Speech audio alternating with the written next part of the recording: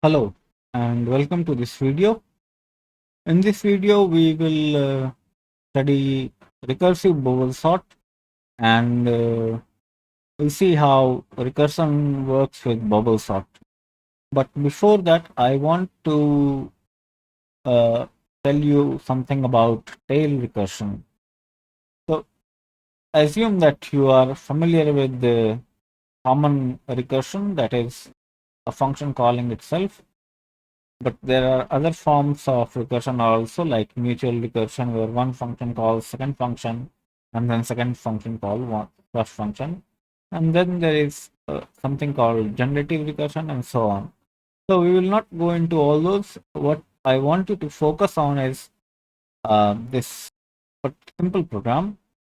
So what it does is it takes an input value, okay, and sorry, it does not take input value. It has an unsigned int I is equal to 0, and I call f with I. So this function f prints this I, and then it increases that I, and then it goes on executing. So basically, this is an infinite recursion because there is no terminating condition. Now you'll see that what happens is when function f will be called, it will create a stack frame, and then in the next call it will create another stack frame. So in the end, the stack space will be exhausted and there will be stack overflow, and you will receive a segmentation fault. So let's see. Let's first generate stack. Let's first generate this segmentation fault. So this program is named tailr.c. Let's put our default compilation length. Okay. Okay. It says infinite recursion detected. All right. The compiler is pretty smart. So we'll remove these two. Okay. So it compiled now without warning. All right. Now we run this. So you see, it causes a segmentation fault. Now what happens in tail recursion is that the call to function, when you make the call to the function, this should be the last thing, and it should not depend on the return value of called function, which is true for our case because our function is void, so it does not return anything, and we don't have anything else after this function call, no logic after that. Now what happens is when compiler sees this kind of code and you pass it optimization flags, what it will do is it will not create the function call, it will just go on replacing the code. What I mean to say about that is you generate the assembly of this, okay. So when you generate the assembly of this, you will see that this call instruction is there to function f, okay. This is basically this line, okay, where function f is called. It is not the call from main function because the call from main function is here, okay. This is our main function and this is call from main function. So, and this call is of to this function. Now let's see how to optimize this program to generate tail recursion call. So if you give -02, -01 is default optimization. -02 or -03 will do the compiler optimization, and it will, if it sees that a recursive call can be tail optimized, it will do that. So now you will see that this program won't crash. So we have already crossed the previous limit and it will not crash. It will go on repeating this infinitely. So we do Control C. Now, if you see the assembly code with second level of optimization, if you see the assembly file now, the function f does not call itself at all. Okay, the call instruction is gone. That means in only one stack frame for f, all the calls will be executed. So the Stack Overflow does not happen.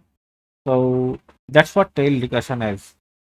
The importance of tail recursion you will realize when you study functional languages like Lisp. So Lisp does not have a loop like this. I mean, it has with macros and all, but typically in functional languages, tail recursion is heavily emphasized because they implement loops by using tail recursion.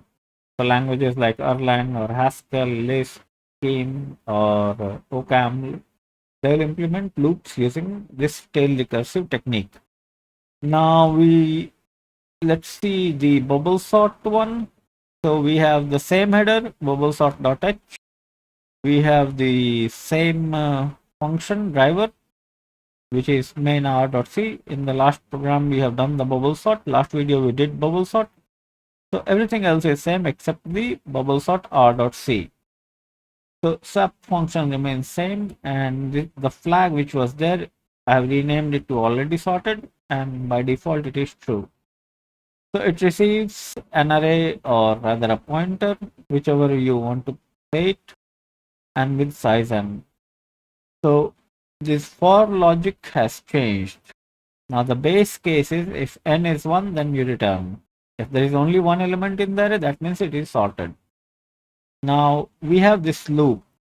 So as I have explained in previous video, this loop will guarantee that the largest element moves to bottom.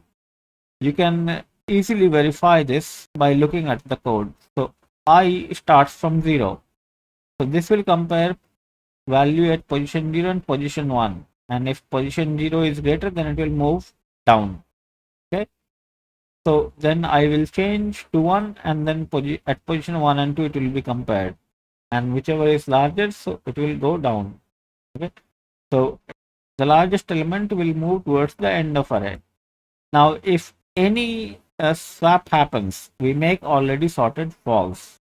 Okay. Now if it remains true, then we return. That means array is sorted. But if that is not the case, then we call bubble sort with array A and size reduced to n minus 1, because the last element is at its correct position. That is, the largest element has reached the end of array. So that's why it is called bubble sort, because elements bubble one by one. So you can imagine that largest element is the heaviest bubble, so it goes to the bottom. You can implement this algorithm other way also. What you can do is you can start from n minus 1 and then go up to 0, and you make this condition less than. In that case, smallest value will float to top.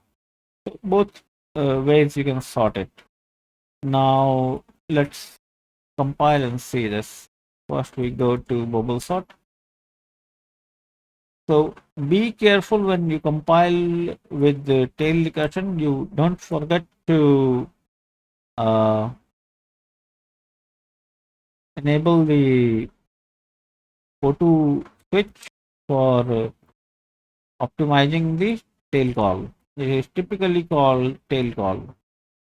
What I'm doing, C11 main r.c bubble sort r.c. A pedantic. There's a typo. Pedantic. Yeah. So now you run this, you get the sorted array. So that's it for this video. We have learned about tail recursion and implemented bubble sort using tail recursion. Recursion technique will come quite handy when we'll do my sort and quick sort, because those are the algorithms which employ recursion. So it was nice to touch the tail recursion. So with this, I will end this video. If you found this video useful and informative, please subscribe to the channel and like the video so that it can reach many more people who need help, and those would be students like you, because that's how YouTube algorithm works. The more likes, the more views, the more is the chance that it will come in suggested video. So I'll see you in the next video with probably insertion shot or selection shot. We will do one of those, and then we move on to quick sort and my sort. Thanks a lot for watching. Enjoy.